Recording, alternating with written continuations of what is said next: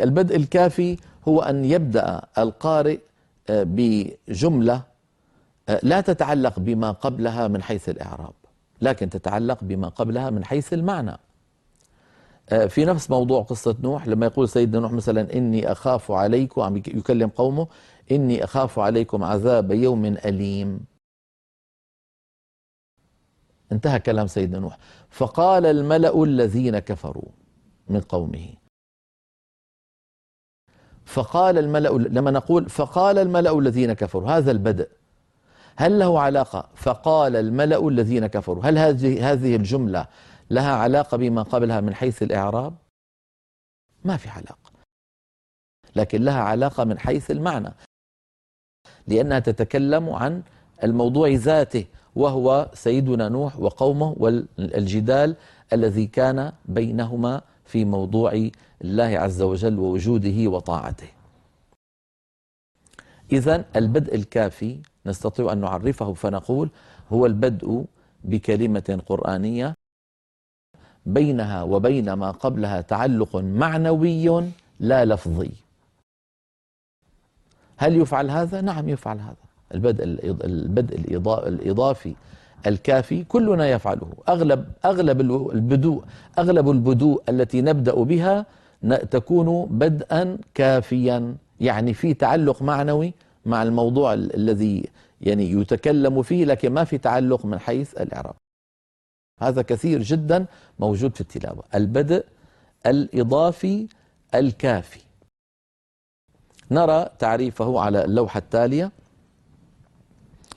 البدء الكافي هو البدء بكلمة قرآنية بينها وبين ما قبلها تعلق معنوي لا لفظي،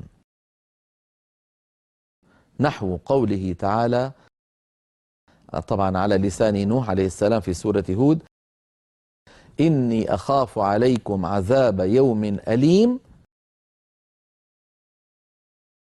ثم نقف ونبدأ فقال الملأ الذين كفروا. فهذا البدء أيها الإخوة هو بدء إضافي، لأننا بدأنا بجملة لا تعلق لها بما قبلها من حيث الإعراب، لكن هناك تعلق معنوي. إذن هكذا. نرى أيضا على اللوحة: يصح البدء الكافي عند البدء الإضافي، ولا يصح عند البدء الحقيقي. هذا تنبيه مهم أيها الإخوة، أرجو الانتباه إليه. يصح البدء الكافي عند البدء الإضافي، يعني البدء الذي تقدمه وقف، ولا يصح عند البدء الحقيقي. يعني ما بيصح إنسان عم يقرأ مثلا في مجلس يقول أعوذ بالله من الشيطان الرجيم فقال الملأ الذين كفروا من قومه.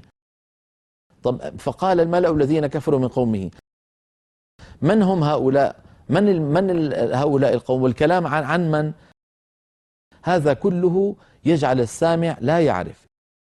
إذن أعود فأذكر: قد يجوز في البدء الإضافي ما لا يجوز في البدء الحقيقي.